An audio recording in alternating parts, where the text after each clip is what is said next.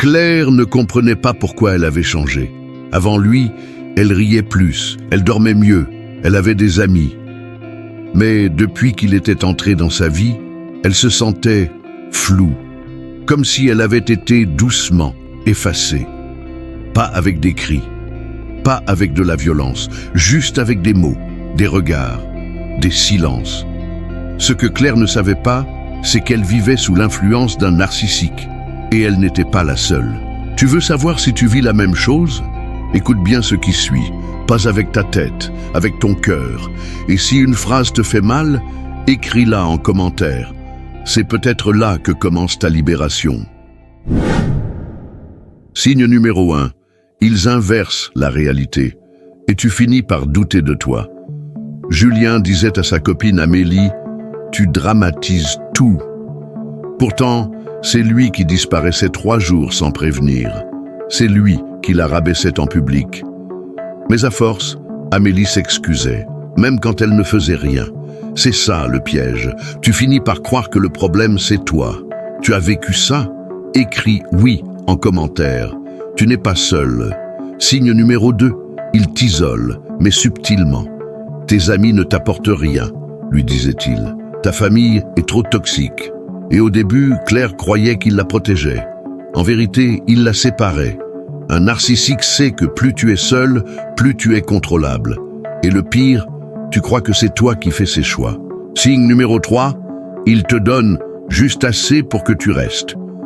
Julien ne la traitait jamais bien longtemps, mais il savait exactement quand lui offrir des fleurs, quand lui dire « je t'aime » avec cette intensité qui la faisait fondre. Puis, silence, froideur, doute, jusqu'à ce qu'elle se remette en question. Encore. C'est le cycle. Et plus tu restes, plus tu crois que tu mérites ça. As-tu déjà été pris dans ce type de cycle?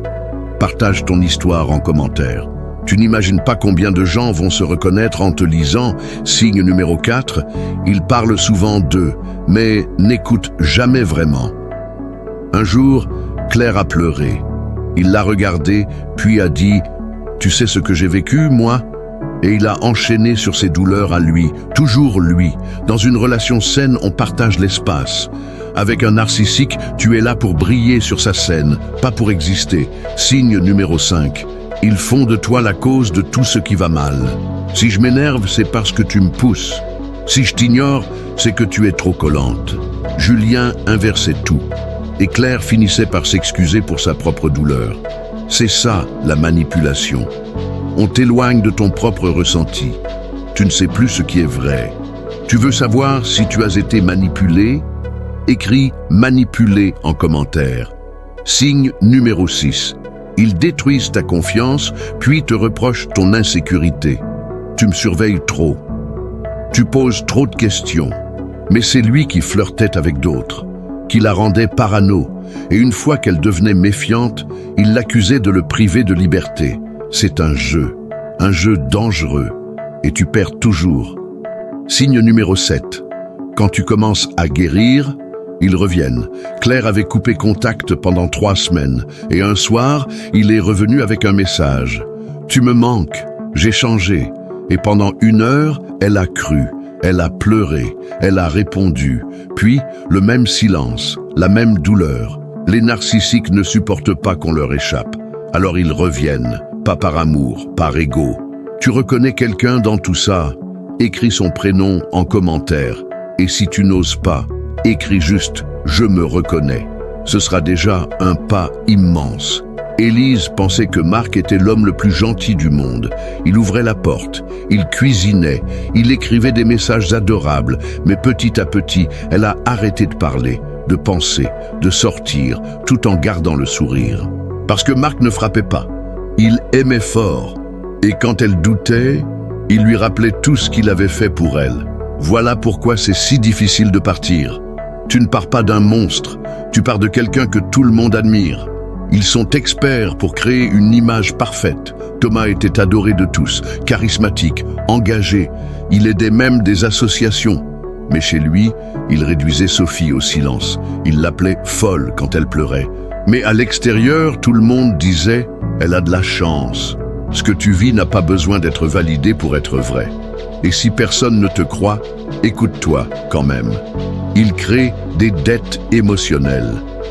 Après tout ce que j'ai fait pour toi, tu veux vraiment me quitter? Marc répétait cette phrase à Élise dès qu'elle prenait ses distances. Et elle culpabilisait. Parce que dans son cœur, elle se disait « C'est vrai, il m'a tant donné.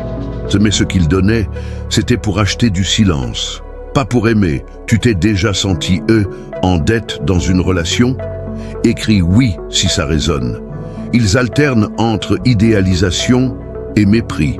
Au début, tu es la meilleure chose qui lui soit arrivée. Et puis, sans prévenir, tu deviens trop fragile, trop dramatique, pas assez. Tu ne comprends pas ce que tu as fait. Tu changes, tu t'adaptes, mais rien ne suffit. Tu perds ton repère et ton estime. C'est une forme de destruction lente, mais redoutablement efficace. Ils volent ton langage intérieur. Avant, Élise disait « J'ai besoin de me reposer ». Après Marc, « Je suis trop paresseuse ». Avant, « Je ressens une angoisse ». Après, « Je suis trop sensible ». Petit à petit, ils t'apprennent à te critiquer comme ils te critiquent. Et bientôt, tu fais leur travail à leur place. Tu t'es déjà surpris à te parler comme ton bourreau? Écris-le. Libère-toi. Ils ne supportent pas tes limites. Le jour où tu dis non, c'est là que leur vrai visage apparaît. Thomas a souri quand Sophie a dit qu'elle voulait un peu d'espace. Puis il a disparu 2 jours, sans un mot, juste pour lui faire comprendre. C'est ça le test. Si tu dis non, tu perds leur chaleur, leur attention, et tu finis par céder, pas par amour, par peur. Ils déforment tes émotions pour en faire des armes. Élise disait qu'elle se sentait triste. Marc répondait « Tu cherches encore à me faire culpabiliser ». Elle disait qu'elle avait besoin d'attention. Il répondait « Tu es trop dépendante ». Dans une relation saine, on écoute les émotions. Avec un narcissique, elles deviennent des preuves contre toi. Ils te donnent une illusion de sécurité, mais ne te choisissent jamais vraiment. Tu es la femme de leur vie, celle qu'ils attendaient, mais ils gardent leur ex dans leur téléphone, flirtent en ligne, disparaissent le week-end. Ils t'offrent des promesses, jamais des engagements. Et toi, tu espères, parce que tu crois que l'amour, c'est souffrir un peu. Mais ce n'est pas vrai. Tu as déjà vécu une relation où tu te sentais presque choisi, mais jamais pleinement. Écris « presque » en commentaire. Il y en a des milliers comme toi. Et ton mot peut réveiller quelqu'un d'autre. Ils savent exactement comment te récupérer. Après chaque rupture, ils savent quoi dire, ce qu'il faut changer, ce que tu veux entendre. Et tu y crois. Parce que l'amour te rend vulnérable. Parce que tu veux encore y croire. Mais rien ne change, parce qu'ils ne cherchent pas la paix, ils cherchent le pouvoir. Léna s'est réveillée en sursaut. Pas à cause d'un cauchemar, à cause d'un message. 3 mots, tu me manques. Signé Antoine, l'homme qui l'avait réduite en miettes pendant 2 ans, qui alternait les je t'aime et les silences assassins, qui disait qu'elle était parfaite, juste avant de la faire douter de sa santé mentale. Et ce message, elle l'a lu 10 fois. Parce que malgré tout, une partie d'elle espérait encore. Ce n'est pas de la faiblesse, c'est de l'attachement.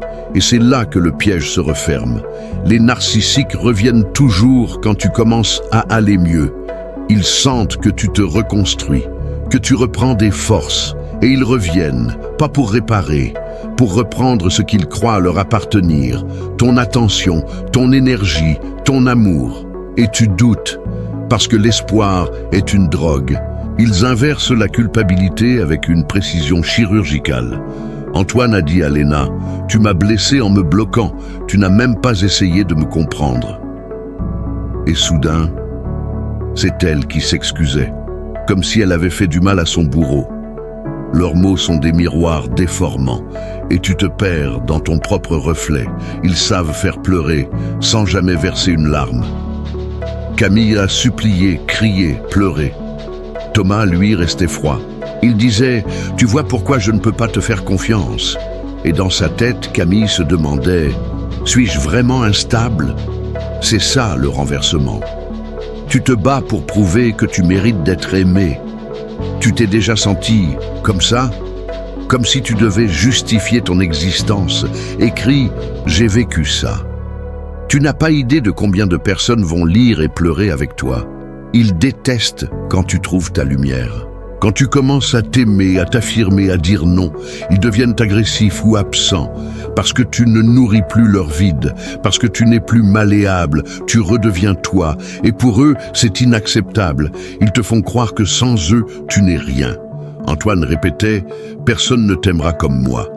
Elena le croyait, parce qu'il avait détruit tout autour, sa confiance, ses repères, son cercle.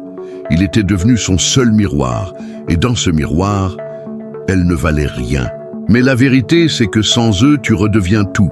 Le jour où tu coupes le lien, vraiment, tu ne te sens pas bien tout de suite. Tu te sens vide, en manque, mais après, tu te retrouves. Et c'est là que commence la vraie guérison, pas avant. Tu veux sortir de ce cycle? Commence ici. Écris « Je mérite mieux ». Ce mot simple peut être ta première frontière, ton premier non, ta première vérité libre. Les narcissiques ne cherchent pas l'amour, ils cherchent l'admiration. Tu peux les aimer de tout ton cœur. Ce qu'ils veulent, c'est un miroir, un trône, une servante, pas un partenaire. Et quand tu arrêtes d'applaudir, ils te remplacent. Pas par besoin, par orgueil. Tu n'étais pas trop. Tu étais juste face à quelqu'un qui ne savait pas recevoir. Ta tendresse, ta loyauté, ton intensité n'étaient pas des défauts. Tu étais face à une personne incapable de les respecter. Ne change pas qui tu es. Change où tu le donnes. Et maintenant, respire. Si tu es arrivé jusqu'ici, ce n'est pas juste une vidéo. C'est un réveil. Et peut-être un début. Ce que tu as vécu, ce que tu ressens, ce que tu portes, mérite d'être entendu. Écris en commentaire la phrase qui t'a le plus frappé, ou juste un mot, une émotion, un prénom, ce que tu veux, mais ne garde pas ça pour toi. Quelqu'un lira, quelqu'un se reconnaîtra, et toi aussi, tu verras que tu n'es pas seul. Abonne-toi si tu veux d'autres vidéos qui ne parlent pas à ta tête, mais à ton cœur.